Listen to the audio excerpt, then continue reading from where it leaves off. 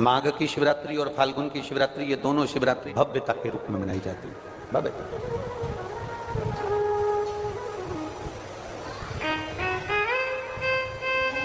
दुनिया के लोग कहते हैं कि शिवरात्रि के दिन भगवान शंकर की पार्वती जी के साथ शादी हुई। ये दुनिया के लोग कहते हैं। और यदि जिसने शिव पुराण की कथा अगर अच्छे से सुनी हो और पढ़ी हो, तो शिव जी की शादी की जो तारीख है वो ये नहीं है। हमने पहले भी उसका वर्णन किया। भगवान देवादिदेव महादेव के विवाह की जो तारीख है वो बैसाख शुक्ल पंचमी, शुक्ल पक्ष की बैसाख के महीने में जो पंचमी पड़ती है, उस दिन भगवान शंकर और पार्वती जी का विवाह हुआ था।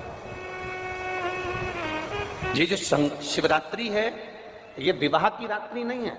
ये शिवरात्रि ब्रह्मा और भगवान विष्णु ने भगवान शंकर को पहचानने के लिए पृथ्वी पर भगवान शंकर के प्रथम शिवलिंग को प्रकट करा था। तो ये शंकर जी के जन्म की शिवरात्रि है, प्रागट्य की।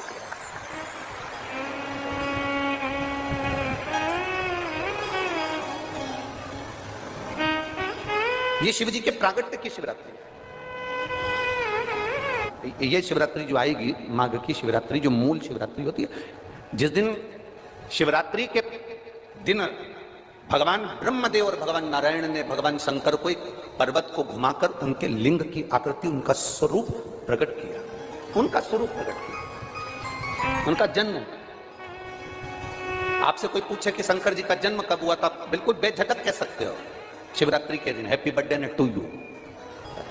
उसमें तुम्हें सोचना नहीं। भ्रम फैलाने वाले बहुत भ्रम फैलाते हैं। और आज इस व्यासपीठ से एक बात और कहना चाहेंगे, जिसको अपने जन्म की तारीख ना मालूम हो, जिसको अपने जन्म दिन ना मालूम हो, वो आप नियम बना लो कि आपका जन्मदिन भी शिवरात्रि के दिन ही हुआ है, पक्का। जब परब्रह्म परमेश्वर स्वयं देवादिदेव महादेव शिवरात्रि के दिन प्रकट हो जाता है, उसका शिवलिंग, उसकी आकृति प्रकट हो जाती है। और ब्रह्मा जी ऊपर जाकर मालूम करते हैं, आकाश में बढ़ते जाते हैं, जाते जाते हैं, तो भी उनको शंकर भगवान के शिवलिंग का छोर नहीं मिलता। भगवान नारायण नीचे की ओर बढ़ते चले जाते हैं, पाताल की ओर, और उनके चरण नहीं मिलते, तब हार जाते हैं कि शंकर को पहचानना कठिन है। शिव को पहचानना, शिव को जानना कठिन है, बहुत कठिन। जैसे शंकर को पहचानना कठिन है, जैसे शिव को पहचानना कठिन है, उसी तरह कोई संत को, कोई गुरु को, कोई सतगुरु को पहचानना कठिन। शिवरात्रि के दिन जो बड़ी शिवरात्रि होती है, माघ महीने के अंतर्गत जो आती है, ध्यान है आप लोगों को? उस शिवरात्रि के दिन सबसे ज्यादा जरूरी क्या होता है चढ़ाना? एक बेर। क्या जरूरी है? क्या बोलते हो? बेर की बोर, जो भी बोलते हो, जिसमें गुठली होती है और अपन लोग बोर खाते हैं, बेर खाते हैं। मात्र एक बोर, एक बेर महाशिवरात्रि के दिन समर्पित किया जाता है। क्यों करते हैं?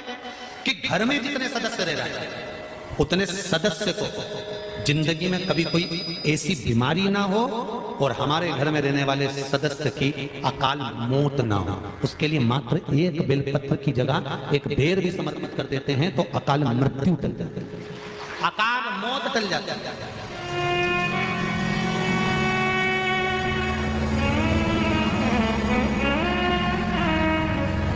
12 महीने शिवरात्रि आती है, जिसको 12 मासिक शिवरात्रि कहते हैं। हम कई लोगों से कहते हैं अगर जिंदगी में ज्यादा नियम नहीं ले सकते तो एक नियम ले लो, और उसका फल क्या होता है? ये मात्र 3 महीने की शिवरात्रि कर देते हैं, केवल 3 महीने की शिवरात्रि, ज्यादा कुछ नहीं कर सकते। हर महीने शिवरात्रि आती है। प्रत्येक शिवरात्रि के दिन 3 जगह पर दिया लगाना प्रारंभ करते हैं। पहला, बेलपत्री के वृक्ष के नीचे। दूसरा, शंकर भगवान के मंदिर पर। तीसरा, आंवले के वृक्ष के नीचे। केवल ये 3 जगह पर दिया लगाना चालू कर दो। कौन से दिन?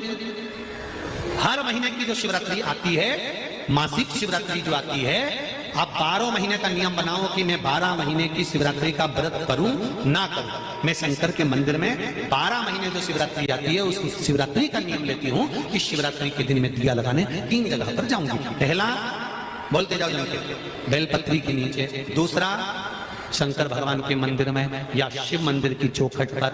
तीसरा, आंवले के वृक्ष के नीचे। ये 3 जगह पर आप प्रणाम कर कर, झोली पसार कर बाबा देवाधिदेव महादेव, माता लक्ष्मी और पार्वती के नाम से दिया लगाना प्रारंभ कर दीजिए। 3 महीने की शिवरात्रि पूरी हो, ये निश्चित है अगला पत्र आपका इस जगह पर मिलेगा कि बाबा ने मेरा यह कार्य किया। शंकर जी को शिवरात्रि पे क्या चढ़ाया जाता है? बेर। कितने बेर चढ़ाते हैं? शंकर जी को शिवरात्रि पर कितने बेर चढ़ते हैं? हर शिवरात्रि का एक। 12 महीने में कितनी शिवरात्रि आती हैं? 12 बेर शिव जी को समर्पित होते हैं शिवरात्रि के दिन। काय के लिए चढ़ाए जाते हैं? एक एक बेर का क्रम है। पहला बेर शंकर जी को जब चढ़ाते हैं तो वो वंश की वृद्धि करता है।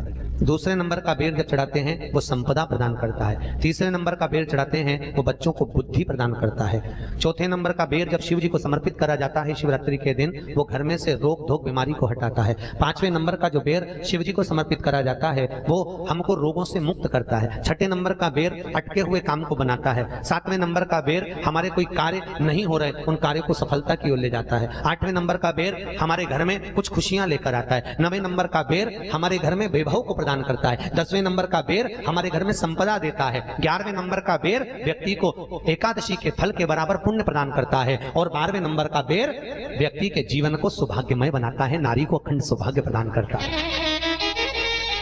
12 महीने शिवरात्रि आती है। हर महीने का एक बेर, एक शिवरात्रि का एक बेर भगवान शंकर को 12 महीने का इकट्ठा कर कर एक मूल शिवरात्रि के दिन शिव को समर्पित करना चाहिए। जीवों को अखंड सुख की अनुभूति होती है। अखंड सुख शिवरात्रि का प्रसंग करता है।